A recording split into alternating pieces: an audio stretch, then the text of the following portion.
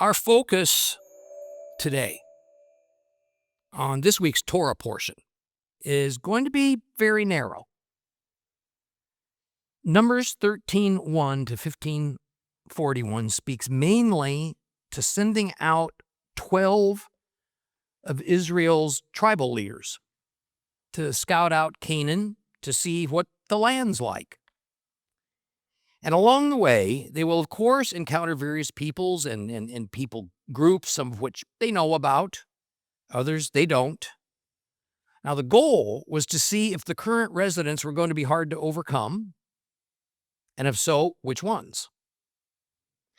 But of equal or larger interest was simply to learn about the topography, where the more and less fertile areas were, what grew there, finding the best water resources, other such matters. It was a fact-finding mission, which is why they sent leaders, not just good military men. It no doubt was also intended to give Moses information on how best to divide up the land by tribe. And if some of the tribal leaders may have had preferences that could have worked into the equation. And as we're going to see, they came back with a report that caused a great disturbance. But it also caused a catastrophic reaction from God. What did the 10 spies say? What did they do that brought Adonai's anger down upon Israel? Something that caused God to keep them in the wilderness for another 38 years until that whole generation that left Egypt, except for Joshua and Caleb, died off. This one statement that the 10 spies made is what cost all of Israel so much sorrow. In Numbers 31 to 33, but the men who had gone with him said, "We can't attack those people because they're stronger than we are." And they spread a negative report about the land they had reconnoitered for the people of Israel by saying, "The land we passed through in order to spy it out is a land that devours its inhabitants. All the people we saw there were giant. We saw Nephilim, the descendants of Enoch, who was from the Nephilim. And to ourselves, we looked like grasshoppers. By comparison, we looked that way to them too." Why is this statement so serious? Why did it make God so angry with Israel? These people were the leaders of the 12 tribes. They had all crossed the sea on dry land. They all were daily eating manna from heaven. They all stood at the foot of Mount Sinai, received the Torah, heard the voice of God speak from the cloud. They all drank water that was bitter and saw the hand of God in Moses to make the water drinkable. They all had a hand in the building of the Lord's tabernacle. And after 2 years of those experiences and more, they still didn't accept who God is and his power over the universe and the forces of nature. And above all, they considered the people and their gods of the land of Canaan more powerful than the God who took them out of Egypt. And that concern centered on one particular people in Canaan, the Nephilim, who were the descendants of Enoch. Now, I've discussed this in years past in other places, lectures. I'd like to focus on the Nephilim, who have played an outsized role in the history of the world.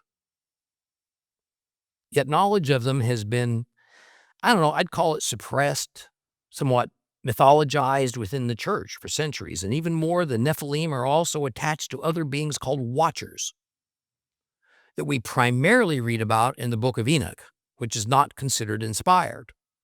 But not inspired does not mean it isn't accurate.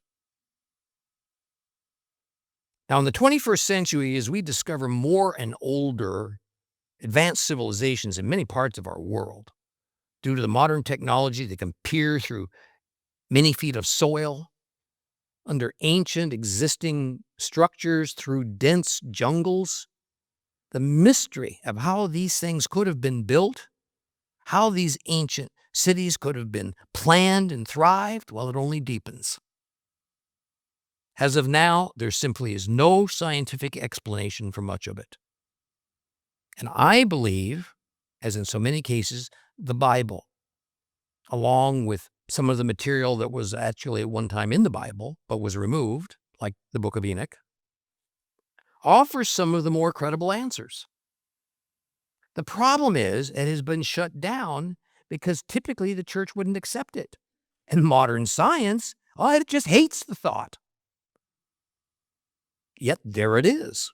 I think a good starting point is Genesis 6, 1 through 4. It says, in time, when men began to multiply on earth and the daughters were born to them, the sons of God saw that the daughters of men were attractive. And they took wives for themselves, whomever they chose. And Jehovah said, my spirit will not live in human beings forever, for they too are flesh. Therefore, their lifespan is to be 120 years.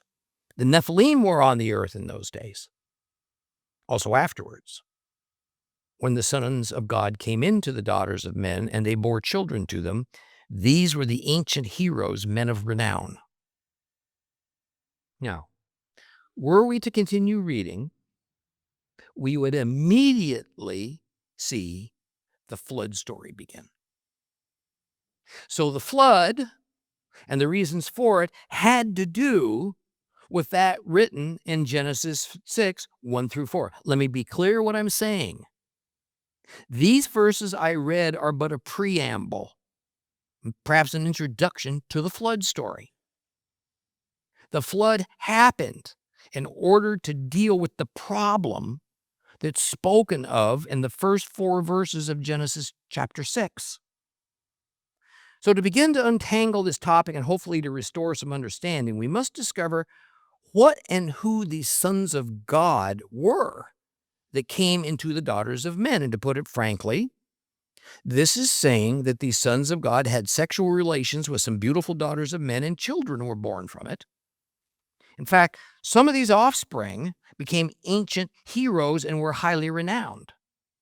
So the immediate question is, were these sons of God heavenly beings, or were they merely humans, just like those daughters of men that they mated with? Well, ever since the 4th century, in the beginning of the Constantinian Church, it is decided that these sons of God are human men of the line of the people emanating from Seth. That's Adam and Eve's son, who was born after their older son Abel was murdered by his brother Cain. Now, this so-called Sethite theological principle really doesn't have any biblical evidence to back it up. Nothing in Scripture says that Seth was not to have a wife, nor that those descendants of Seth were to have no marriage, and with those people coming from the lines of Cain or Abel. Further, when it comes to the actual biblical usage of the term son of God, as indicating an actual human being, it always had to do with a king of Israel. So prior to the era of Israel's kings, it was meant in an entirely different context. The reference was to heavenly beings, what we could loosely call angels. Here's some examples of this use taken from a few Bible excerpts. In Job 1:6, happened one day that the sons of God, or as it's actually written, sons of Elohim, came to serve Jehovah, and among them came the adversary. Job 38, starting at verse 1, then Jehovah answered Eof, that's Job, out of the storm, who is this darkening my plans with his ignorant words? Stand up like a man and brace yourself. I'll ask questions. You'll give the answers. Where were you when I founded the earth? Tell me if you know so much. Do you know who determined its dimensions, who stretched the measuring line across it, or what were its bases sunk, or who laid its cornerstone? And the morning stars sang together. All the sons of God shouted for joy. Psalm 82, starting at verse 1. This is a psalm of Asaph. Elohim, God, stands in the divine assembly. There with the Elohim, he judges. How long will you go on judging unfairly, favoring the wicked? Give justice to the weak and the fatherless. Uphold the rights of the wretched and the poor. Rescue the destitute and the needy. Deliver them from the power of the wicked. They don't know. They don't understand. They wander about in darkness. Meanwhile, all the foundations of the earth are being undermined. My decree is, you are Elohim, sons of the Most High, all of you. Nevertheless, you'll die like mortals. Like any prince, you'll fall. Rise up, Elohim, and judge the earth, for all the nations are yours. See, if this doesn't bother you, you are not paying attention. Notice the words, you are Elohim, sons of the Most High. Most lexicons say Elohim is just another word for God. That does not line up with Holy Scripture. Then we learn that these sons of the Most High are cursed to what? Die like mortals. Now, obviously, these beings were not originally intended to die. But because they did something wrong, they were cursed with death. Now, clearly, it's heavenly beings that are being described here. Thus, in Genesis 6, 1 through 4, what is being addressed is that the sons of Elohim are some type of angel or angel-like creature, and their nature and substance is set in contrast to the daughters of men, who are human beings. Now, it was heavenly beings who came to earth and had sexual relations with human women, the offspring of which was some type of hybrid being that no longer properly fit in either the heavenly or the earthly sphere. The joining of angel and human was a violation of natural law. In the law of Moses, improper joining is defined as illicit mixing. That is, two different categories of living things are not to be mixed together. Thus, we see biblical commandments against two types of thread being used to make a garment. One type coming from animals, like wool, another type coming from plants, like linen. We also see the two different types of seed are not to be planted next to one another on the chance their roots might become entangled and thus joined together. There are other illicit mixings in the New Testament, are sometimes called unequal yoking. See, these heavenly beings of Genesis crossed a boundary that was never to be crossed. The Bible directly says that the heavenly realm got mixed with the human physical realm when these heavenly beings came into these human women and produced offspring. Now, a perverted hybrid was formed, and it was often powerful and large and evil in its nature. Other parts of the Bible speak about this catastrophic event in different ways. Even the Apostle Peter brings it up. 2 Peter, starting at 2:1. But among the people there were also false prophets, just as there will be false teachers among you. Under false pretenses, they will introduce destructive heresies, even denying the master who bought them, and thus bring on themselves swift destruction. Many will follow their debaucheries, and because of them, the true way will be maligned. In their greed, they will exploit you with fabricated stories. Their punishment, decreed long ago, is not idle. Their destruction is not asleep, for God did not spare the angels who sinned. On the contrary, he put them in gloomy dungeons lower than Sheol to be held for judgment. He did not spare the ancient world. On the contrary, he preserved Noah, a herald of righteousness, with 7 others, and brought the flood upon a world of ungodly people. He condemned the cities of Sodom and Gomorrah, reducing them to ashes and ruin, as a warning to those in the future who would live ungodly lives. But he rescued Lot, a righteous man who was distressed by the debauchery of those unprincipled people, for the wicked deeds which that righteous man saw and heard as he lived among them tormented his righteous heart day and after day. So the Lord knows how to rescue the godly from trials and how to hold the wicked until the day of judgment while continuing to punish them. Notice how Peter speaks of the angels who sinned, how God put them in gloomy dungeons on earth. More precisely, someplace lower in the ground than the grave.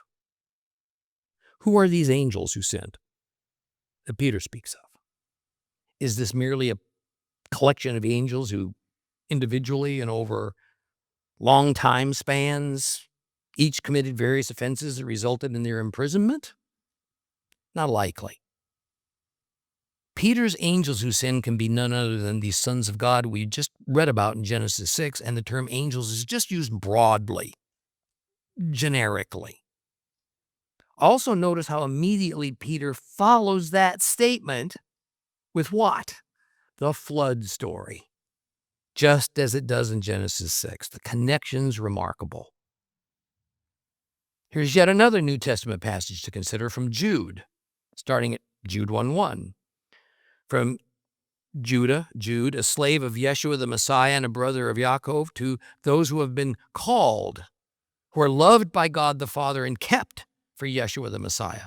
May mercy, love, and shalom be yours in full measure. Dear friends, I was busily at work writing to you about the salvation we share, when I found it necessary to write, urging you to keep contending earnestly for the faith which was once and for all passed on to God's people. For certain individuals, the ones written about long ago as being meant for this condemnation, have wormed their way in, ungodly people who pervert God's grace into a license for debauchery and disown our own Master and Lord, Yeshua the Messiah. And since you already know all this, my purpose is only to remind you that Adonai, who once delivered the people from Egypt, later destroyed those who did not trust. And the angels that did not keep within their original authority, but abandoned their proper sphere, he has kept them in darkness, bound with everlasting change for the judgment of the great day. So you see, Jude also writes about a topic that was well known for the most ancient past of the Hebrews. It is that there were angels that abandoned their proper sphere of existence in God's heaven, and they came down to earth and did something horrendously wrong that Jude didn't specifically mention, because every Hebrew already knew what it was. It was just built into their culture and tradition. These heavenly beings' proper sphere is heaven, but in rebellion they came down to earth because they were attracted to human females. And what did God do to them? Jude says God bound them in chains until Judgment Day. Now, what's interesting is that while in 2 Peter virtually every English translation avoids using the word and instead substitutes hell or dungeon or some such thing, Peter literally said they're being held captive in a place called Tartarus until the time of judgment. Tartarus is just another name for the abyss of the demons. And I want to sum up what I've just told you to this point. It had always been embedded in Israelite history about a mysterious event that changed the course of human history. It happened before the Hebrews even existed as a separate people group, even before Noah's flood.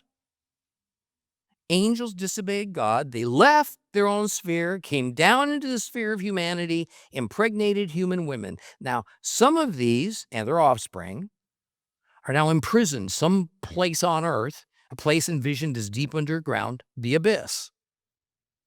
Now, let's open this can of worms just a little more. In that passage of Genesis 6, 1 through 4, we read of the Nephilim who were around during the flood.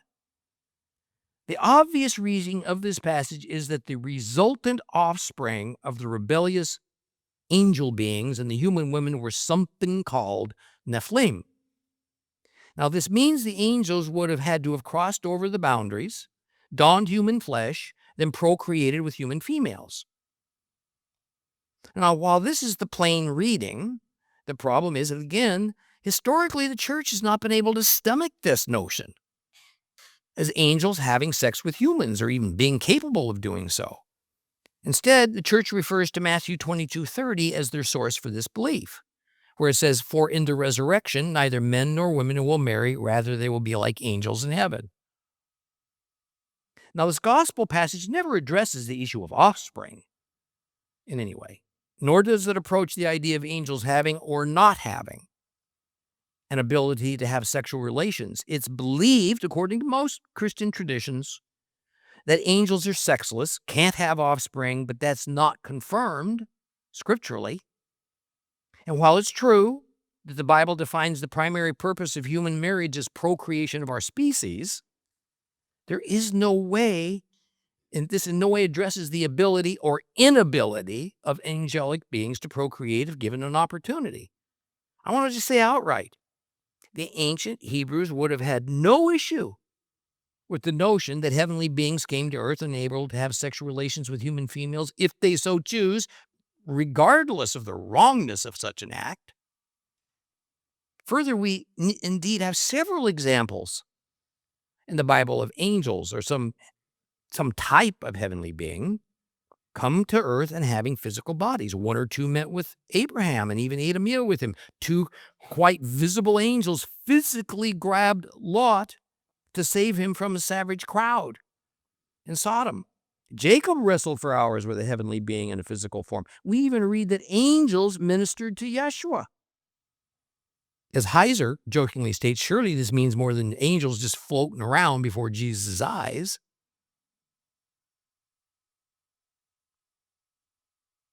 Genesis 6 tells us that the Nephilim, these hybrid offspring of angels and humans, were on earth before and after the flood.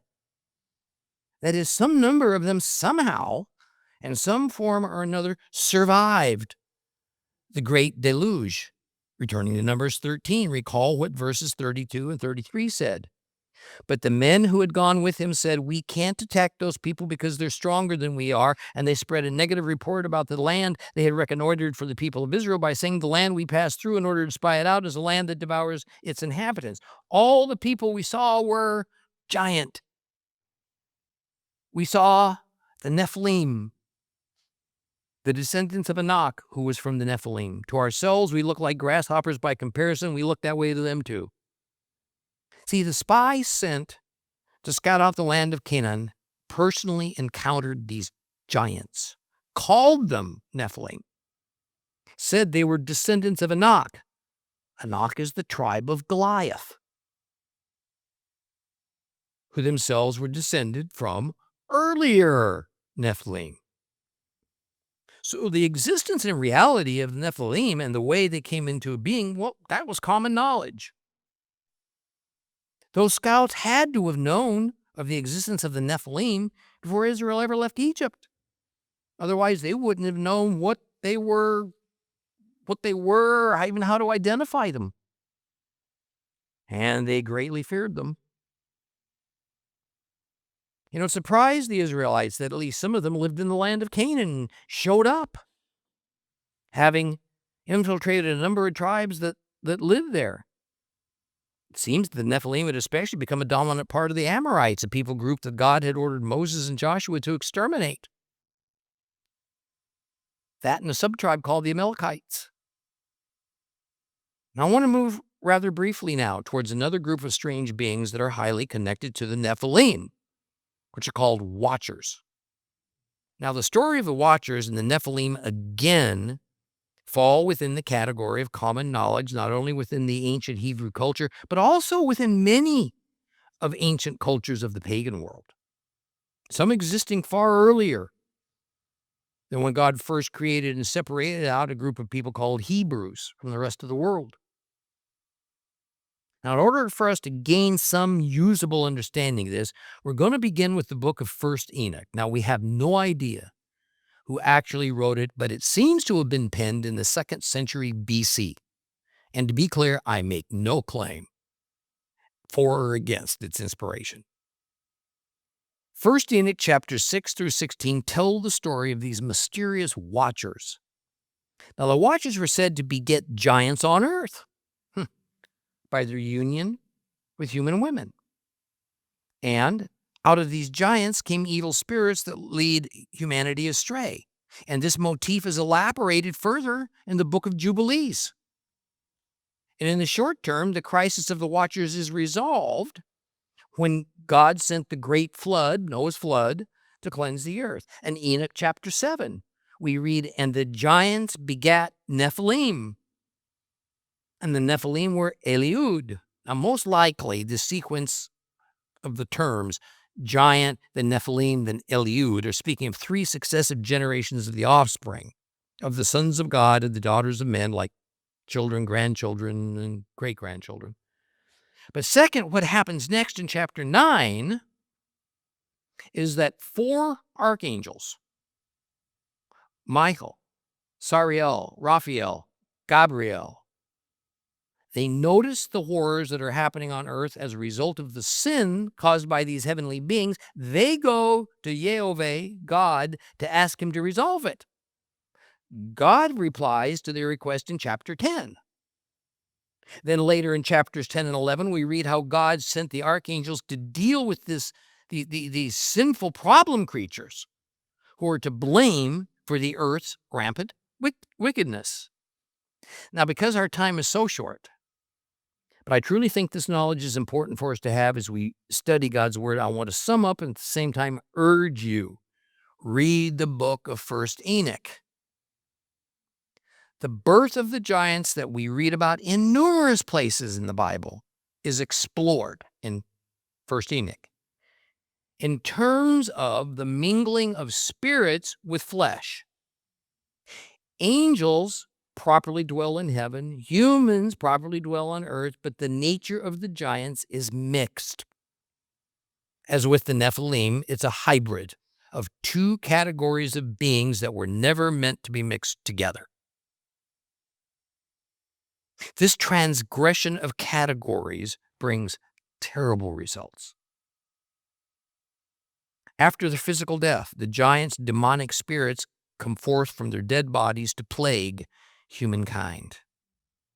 According to 1st Enoch, the angelic transmission of heavenly knowledge to earthly humans can also be understood as a contamination of distinct categories within God's orderly creation. As inhabitants of heaven, the watchers were privy to all the secrets of heaven. Their revelation of this knowledge to the inhabitants of the earth was categorically improper, as well as morally destructive. And this knowledge is what the ancients gained far in advance of when it should have come through normal human progression over the many centuries and millennia of human existence. Now, this information about the Watchers and the Nephilim and the giants and so on is what the Second Temple era Jews believed. See, those Jews who returned from Babylon right up through the New Testament era. So, they understood Genesis 6 within that context. The entire community of Jews of that era, including the writers of the New Testament, clung to that understanding as well. Now, sadly, we certainly won't learn any of this by means of what you could call Christian history or Christian doctrine, because their history and doctrine are just more committed to the writings of the Christian religious authorities about the Holy Scriptures, or sometimes not even about the Holy Scriptures.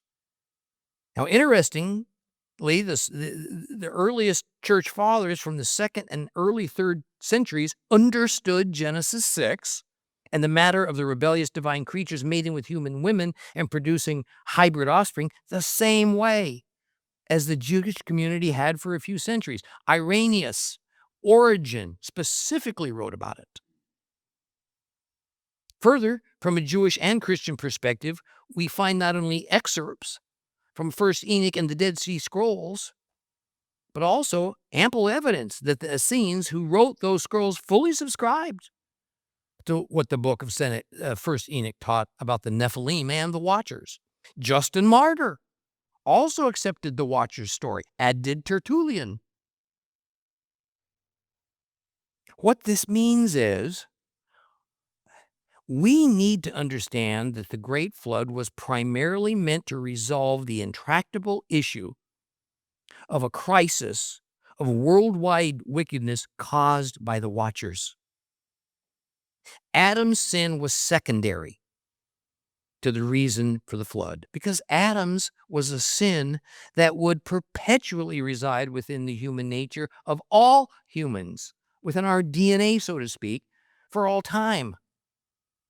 The fact that Noah and 7 more humans were saved by God in order to survive the flood and replant humanity on the earth, well, that guaranteed that Adam's sin would continue to plague humanity as it always had, with or without the Nephilim and their progeny being around. As believers,